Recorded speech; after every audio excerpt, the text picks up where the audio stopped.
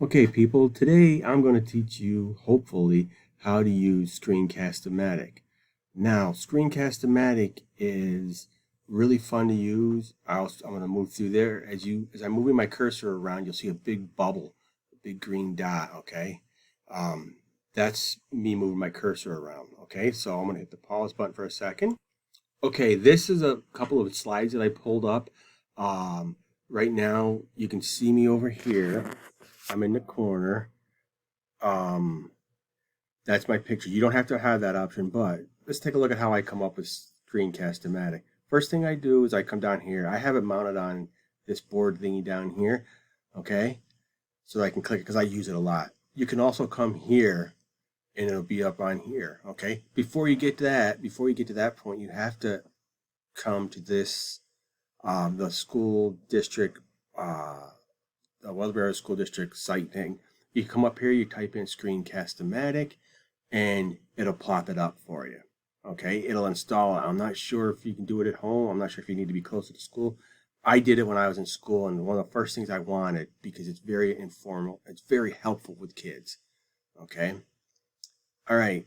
So as soon as you click it, um, you'll get this screen will appear. Okay, this little thing, screencast-o-matic. You can buy a solo plan, you can buy a team plan, you can buy a launch of free thing. Go with the free thing because it's cheap. You know, it's free. The other ones, I'm not sure. They're like 15 bucks a year, but if you want to spend that, the other ones, the team plan, the solo plans, you can go back and edit. With this, you do it, and then you got to do it again, and then you got to do it again if you don't get it right and stuff. So you got to script it out really well with it, with the launch thing. But for working with kids and giving them a quick, this is what we did, this is really helpful.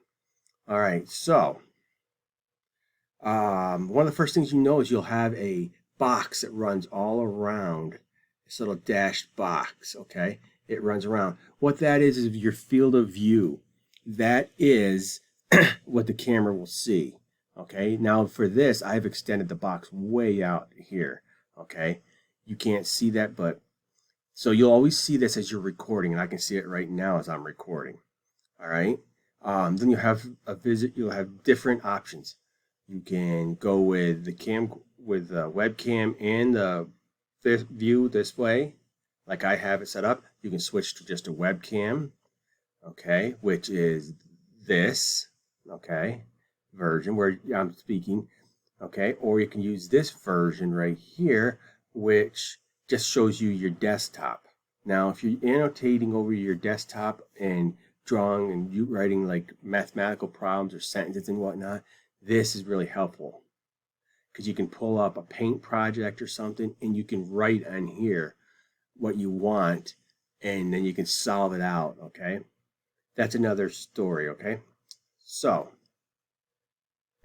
as soon as you click, you'll see a button right here. It says record, and you'll see it. As soon as you click this record button, this will pop up.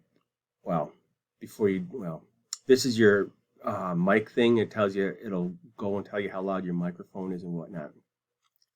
As soon as you click this, you see it's on pause. It tells you to pause. Just like it'll count down. It'll go 3, 2, 1, and then it'll say go, and then you start recording. Then, okay. Excuse me.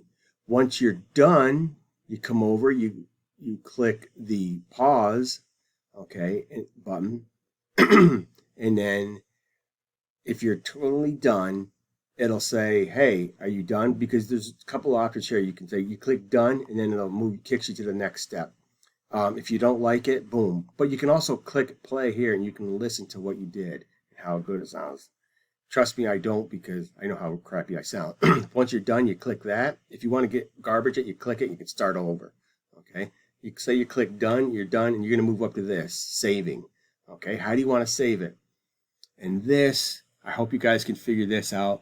I usually save mine to a video file like this, and you can do it to screencast-o-matic. There's a little fee involved. I'm not exactly sure how that works.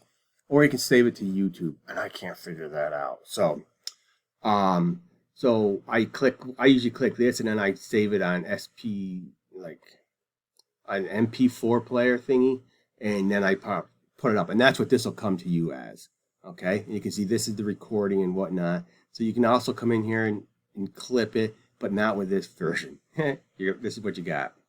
Okay. So, so then you can see I'm finishing going down from where I started because I'm at like 6 minutes or 5 minutes with the video. I'm trying to cut it short so it doesn't take up a lot of whatever that stuff is. All right. So check this out. I put this little problem down here, and I can. Well, what do you do? Well, you're going to identify the variable. What are they doing in the variable? They're multiplying by 6. You're going to divide by 6 here. Divide by 6 here. X equals 2. Whoops, 2. Hello. Something happened. X equals 2. You saw it starting to the right. There are also a lot of free videos about how to use this program. It's really helpful. It's definitely worth it, and it's free. Okay, so I'll stop now. If you have any questions, email me.